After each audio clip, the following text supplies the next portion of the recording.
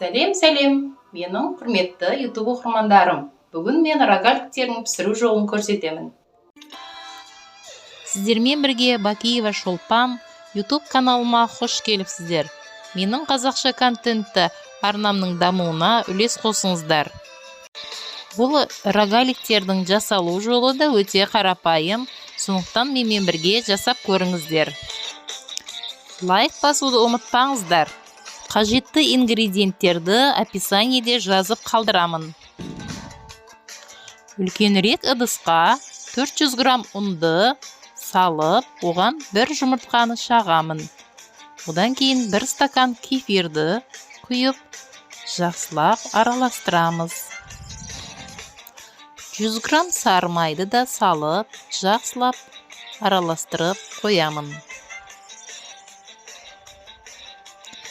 Одан жақсылап, жұмсақ та емес, қатты да емес, қамырды илеп қоямын. Дайындаған қамырымызды жарты сағатқа тындырып қоямын. Бұл қамырымызды тындырып, жақсылап тынғанша, екінші жарты бөлігін дайындаймын. 400 грамм ұнға 100 грамм сары майды салып, түйіршіктер кеткенше жақсылап араластырып аламын.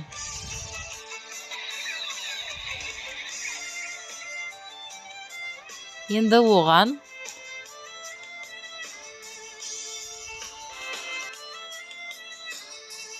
бір жұмыртқаны шағып, жақсылап араластырамыз.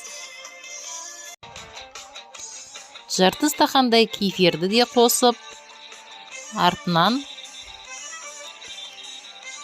2 ас қасықтай какаоны қосып, жұмсақтау етіп қамыр илеймін. Қамырымызды 30 минутқа тындырып қоямын. Енді оның ішіне қосатын салманы дайындаймын. 14 дана грек жаңғағын ішіндегі дәнегін майдалап кескілеп, оны бір ыдысқа салып, үстінен сгущенкадан қосып, тым сұйықтау етпестен осы салманы дайындап аламыз.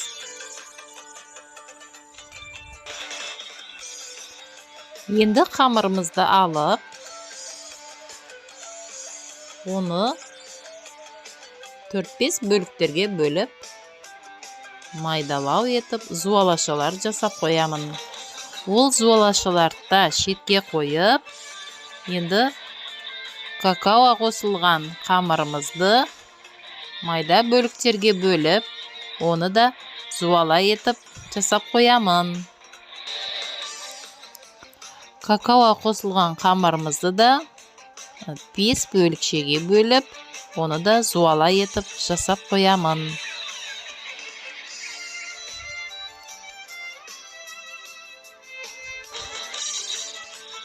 Енді майда болған зуалашаларымды жайып, үстіне какао қосылған қамырды жайып, енді оны теңдей 8 бөлікке бөліп аламын.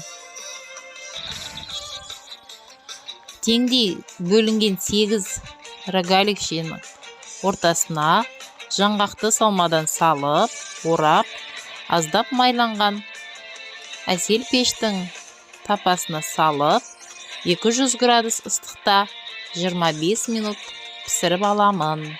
Міне рогаликтер дайын болды. Енді болсын. Назар салып тыңдағандарыңыз үшін рахмет. Қош сау болыңыздар.